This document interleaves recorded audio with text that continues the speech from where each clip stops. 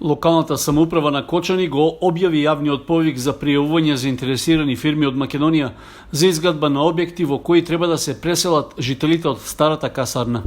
Предходно од државниот буџет беа обезбедени околу 19,5 милиони денари, што се неопходни за изградба и опремување на кукичките, а општина Кочани со околу 170.000 денари од својот буџет ја финансираше изработката на техничко-планската документација за нив.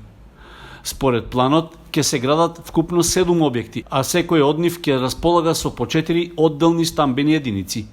Секој стамбен простор пак е со површина од околу 30 метри квадратни, на кои се планирани спална и дневна просторија, чајна кујна со трапезарија и бања.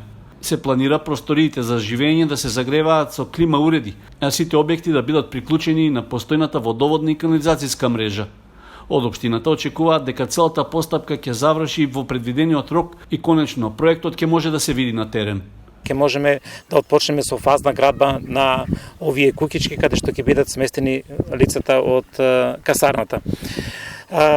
Општина Кочани исто така покрај целокупната локална урбанистичка планска документација и изработката на проектот има обврска преземено да изгради пристапен пат, одвод на отпадните води, како и довод на вода.